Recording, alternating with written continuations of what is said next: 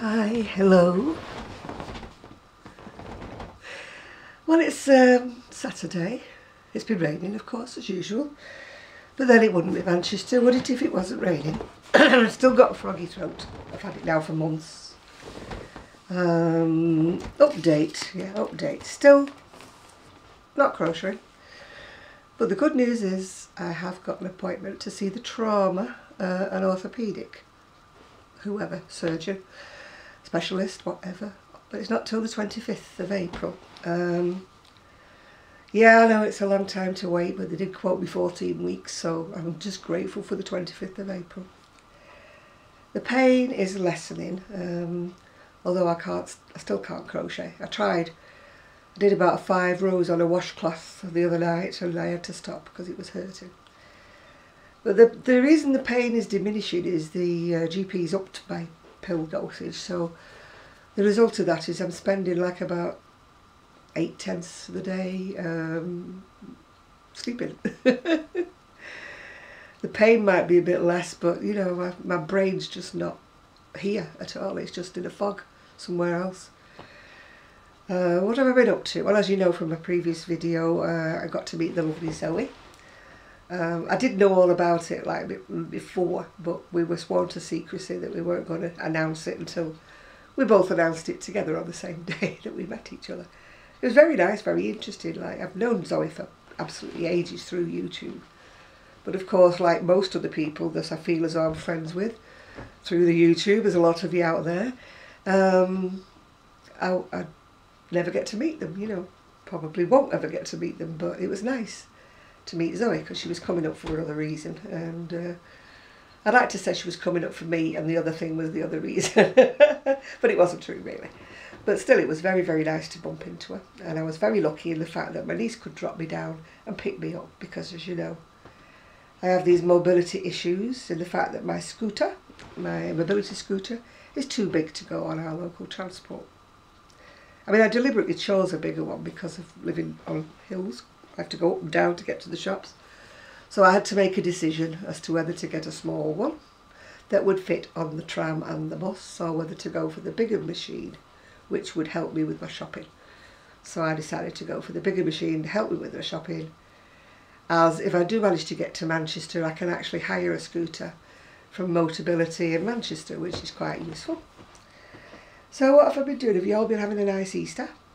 Well, my niece that lives local surprised me, whoops, with an Easter egg. I can only show you the box because the Easter egg is long gone. It had 2 twirls in it. They're the twirls, so they've gone as well. And then she also surprised me by putting in some of my favourite face cream, which I can't show you because it's gone upstairs. Anyway, what have I done? Oh yeah, I met Zoe in Starbucks. Everybody keeps saying to me, do you have a Starbucks near you? No, we don't. We don't have a Starbucks for miles. But as Zoe says in her video, if you Google Starbucks in Manchester, it's quite a lot. But it is central Manchester, which I'm not in. I'm in the outskirts of Manchester. I suppose you call it Greater Manchester or whatever you call it anyway. So there's no Starbucks near me at all. I've got a Costa, which is just as good in my opinion. Yeah, I've told you about my hospital appointment. I've told you about always sleeping. When I say no crochet, I keep having to go 1 row here, 1 row there, but nope. My shoulder just starts going, ugh, the minute I pick up a hook. And, well, because of all this, I did want to put myself on a yarn ban. Nothing deliberate. I didn't set out to put myself on a yarn ban for the month of whatever. But it's funny enough, because I'm not crocheting and I'm not using up any of my stash, I'm not even feeling inclined to buy any. It's really weird. It's just like it's all... I can look at lovely yarn and I think, no, there's no point because I'm not using up what I've got. So it is doing my bank balance a lot of good having a bad shoulder, nerve trap, whatever it is. Hopefully I'll get a solution to it now. I mean, I must be sitting in a very awkward spot at the moment because it's actually giving me a bit of jip. Try and get a cushion. As usual, it won't go in the right spot. Yeah, that is a bit better. The trouble is when I lean back I look even fatter than I am already. What What am I wearing? Well, I'm wearing a very, very old sweater that I dragged up from wherever. The wool was even more vintage. I got it given to me by a lady who'd stopped knitting. And the pattern is Doris Chance for her Everyday Crochet book. I think I've done every one out of that book now, and I will continue to do so because I love the book. I believe it's hard to get at the moment, but if you just keep looking, I would advise you to buy one. What have I got here? Oh, I've just ordered some, you know, those bags that you suck all the air out and squash down. And I've ordered 5 more of the big storage boxes, you know, I think you call them Rubbermaids, I'm not sure. But they're big plastic containers with they're sort of semi-transparent. And they've got a lid. Because I'm trying to make more room for them. I mean, they're staying with me briefly until they find themselves a house. But it's like how long's a bit of string really, isn't it? So I'm trying to make more room. Because I went into the stash room the other day to try and look for actually a finished garment that somebody wanted, somebody had ordered off my Etsy. And as I went in there, you know, I'm unsteady. And of course I fell over. Luckily I landed on the bags with the garments in and everything like that. But as I landed, you know, being such a delicate little fairy elephant, I must have caused a vibration, you see, so it all went badoof and another avalanche happened in there.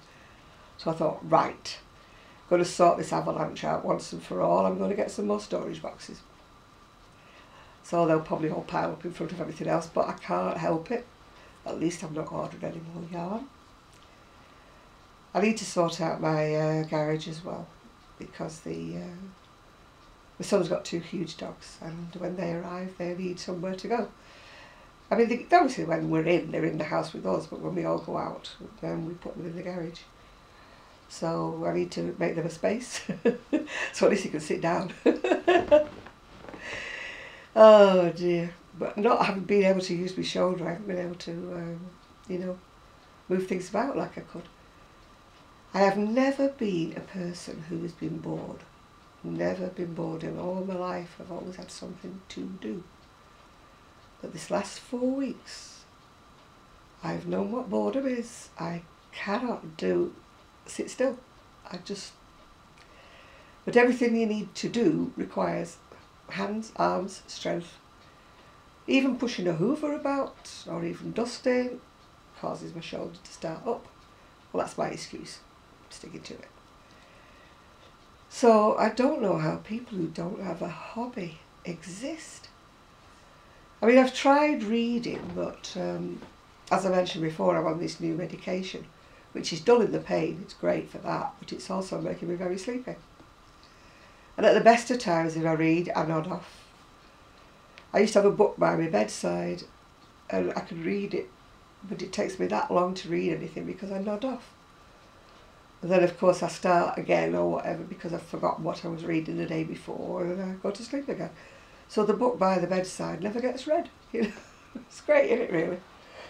At least you buy me a good book, it'll last me all year. Yeah, what am I doing? Oh, I've been trying to watch some videos, people's videos, but I'm way behind with them. I don't know, just another one of my things is if I start watching too many videos is my eyes go to sleep. And it's not because they're boring, so please don't think it's because you're boring me, you're not.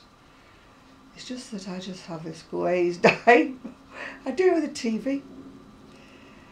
Since I've been bad and when I've been on these medications, you know, stronger pain stuff and everything, I have watched more programmes 3/4 way through and miss all the endings completely. Whoever invents a video or whatever kind of machine it is these days that switches on when my eyes close, make a fortune, because I'd buy one for sure. If it was linked to my eyeball movement. Then I could watch all the ends.